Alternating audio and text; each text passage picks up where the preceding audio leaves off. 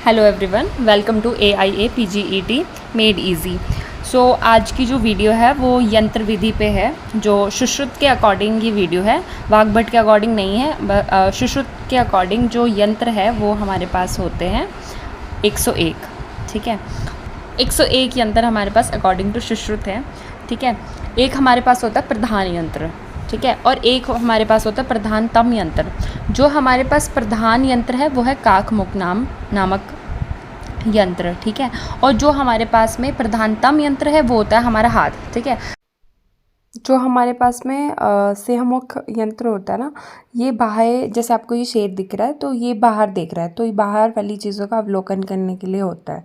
ठीक है, तो फिर अब हम नेक्स्ट पेज पे आगे, तो यहाँ से हम देखेंगे यंत्र आकृति भेद से। ठीक है, तो टोटल यंत्र हमारे पास है 6। तो अब हमें इनको याद रखना है कि इनके नाम क्या क्या है।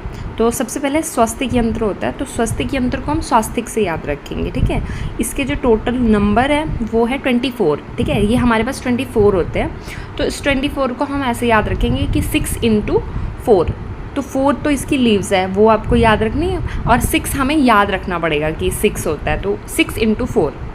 तो नेक्स्ट आता है हमारे पास सदंश यंत्र। ठीक है, उसको हम याद रखेंगे सांप के दंश से, जैसे सांप हमें दंश करता है तो वैसे हम याद रखेंगे। और फिर उसका नंबर होता है 2। तो 2 को हम कैसे याद रखेंगे कि सांप के 2 दांत हैं और वो उसे दंश कर रहा है। नेक्स्ट आता है हमारे पास में ताल यंत्र। ठीक है, तो ताल यंत्र को हम कैसे याद रखेंगे, ताली से, और ताली बजती है 2 हाथ से, तो इसकी जो संख्या है वो है 2। ठीक है, नेक्स्ट आता है हमारे पास नाड़ी यंत्र। तो नाड़ी यंत्र को हम याद रखेंगे, जैसे नाड़ी परीक्षा हम करते हैं तो उस नाड़ी से हम याद रखेंगे कि नाड़ी यंत्र होता है। ठीक है, और वो होते हैं 20। और उसके बाद जो आता है शलाका यंत्र, शलाका यंत्र को हम याद रखेंगे एरो से।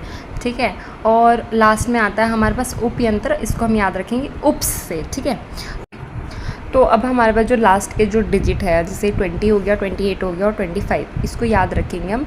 या तो आप इसको ऐसे याद रख सकते हो कि जो नाड़ी है, नाड़ी को तो आपको ऐसे याद रखना पड़ेगा 20, और 28 को हम ऐसे याद रख सकते हैं कि जैसे जो राम भगवान थे उन्होंने रावण को 28 तीर से मारा था। ठीक है, तो ऐसे याद रह सकता है। और जो लास्ट है वो 25 है। तो जैसे सबसे पहले जो स्वस्तिक यंत्र है वो तो हमारे पास है 24। ठीक है, तो उसमें 1 प्लस करते हैं तो 25, मतलब फर्स्ट 24 है अगर, तो हम 25 जो लास्ट है हमारे पास वो 25 है, ऐसे याद रह सकता है। ठीक है, और इसको आप अगर और ज़्यादा अच्छे से याद करना चाहते हो तो इसको 24, 2, फिर 2, 20, 28 और 25, इसको एक लाइन में लिख लीजिए। तो आपको इसको 2-3 बार रिपीट कर लीजिए तो आपको ये याद रह जाएगा। ठीक है।